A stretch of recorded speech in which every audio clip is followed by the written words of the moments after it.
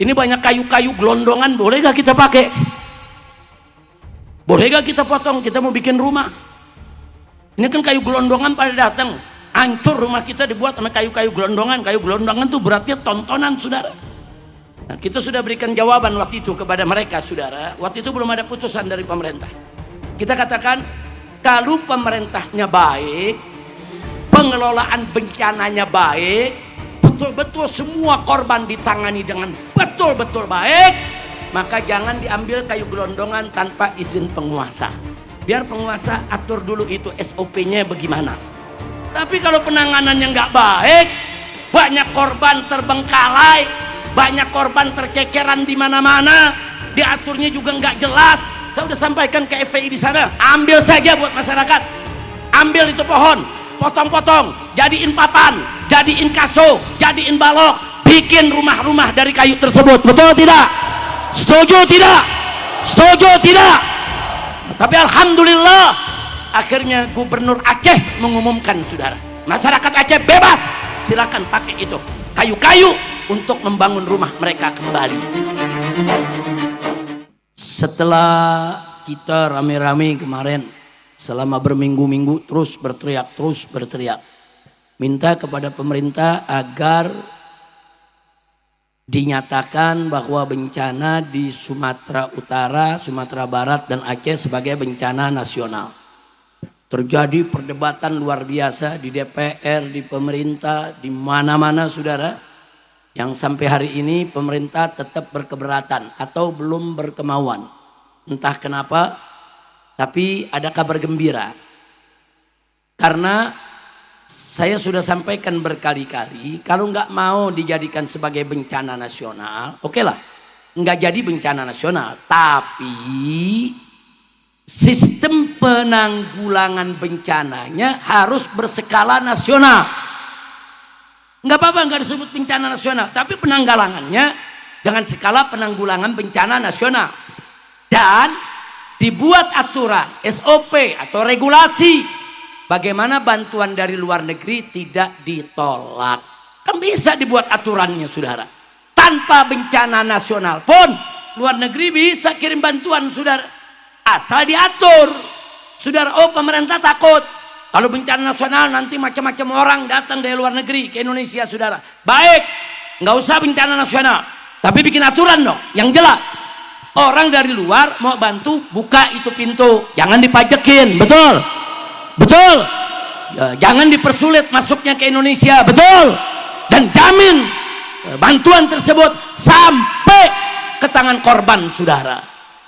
Nah, jadi setelah perdebatan panjang, hari ini kita dapat kabar gembira, walaupun pemerintah belum mengumumkan status bencana nasional untuk Aceh, Sumatera Utara dan Sumatera Barat.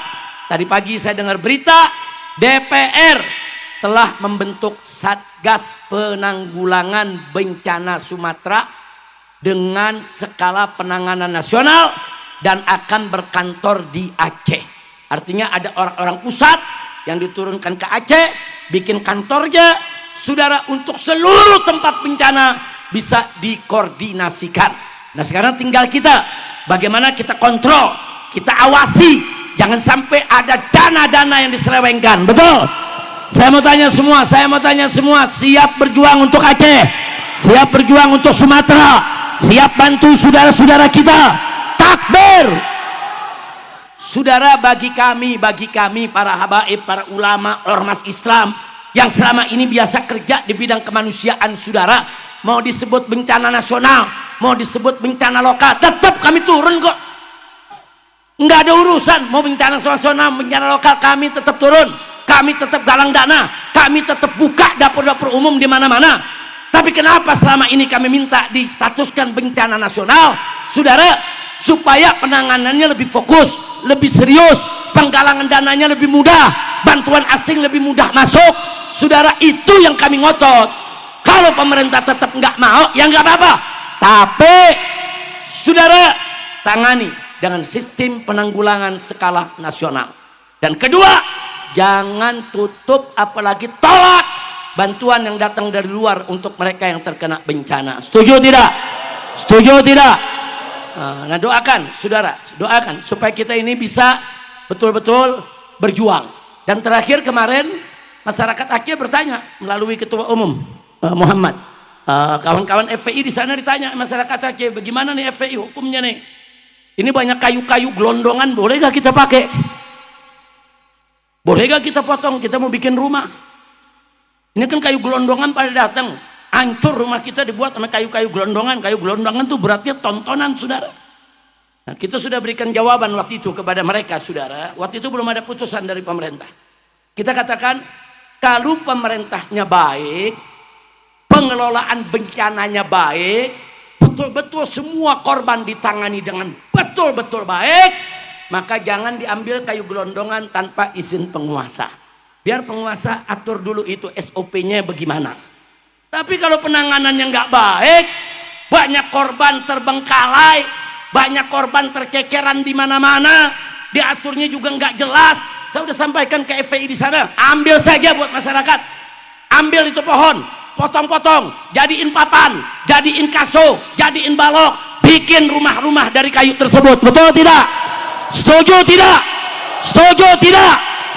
Tapi alhamdulillah akhirnya Gubernur Aceh mengumumkan, saudara, masyarakat Aceh bebas, silakan pakai itu kayu-kayu untuk membangun rumah mereka kembali. Nah, saudara, nah terakhir saya dengar, saudara, saya dengar dari pusat udah ngasih lampu hijau tapi belum jelas.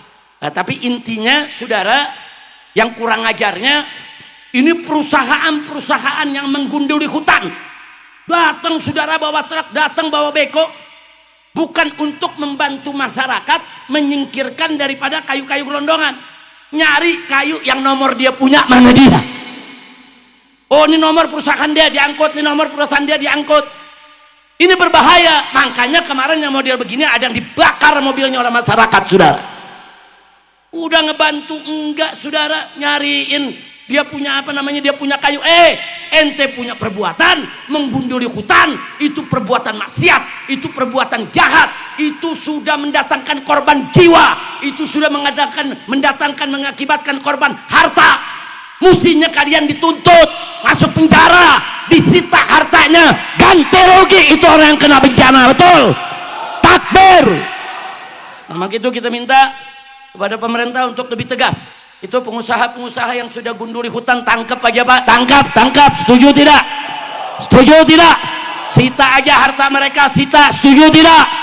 Jadikan harta mereka disita untuk mengganti itu rumah-rumah masyarakat yang hancur, saudara. Nyawa-nyawa yang melayang, saudara. Gedung-gedung yang rubuh, saudara. Jembatan-jembatan yang putus, ganti. Jangan pengusahanya dibiarkan. Kok pengusaha dibiarkan, pengusaha dilindungi? Udah jelas-jelas mereka menggunduli hutan. Nah, kira-kira saya tanya sekali lagi, kalau presiden dengan saudara, dengan jajarannya menangkapi para pengusaha-pengusaha oligarki nakal yang menggunduli hutan, setuju tidak? Jawab yang kompak, setuju tidak? Setuju tidak? Takbir. Nah, itu yang saya mau sampaikan, saudara. Mudah-mudahan insya Allah hari Ahad, sebab mereka juga sudah rindu, kita mau ketemu sana juga, kita akan adakan semacam istighosah, doa bersama dengan masyarakat Aceh, saudara. Anak-anak kecil juga kita kumpulkan untuk kita hibur. Nggak sampai di situ, kita juga mau cari kira-kira wilayah mana saja yang perlu kita buat huntara. Front Persaudaraan Islam ini di berbagai wilayah daerah bencana dulu, saudara, selalu kita bangun huntara, yaitu hunian sementara. Kita bangun rumah-rumah untuk dihuni, saudara.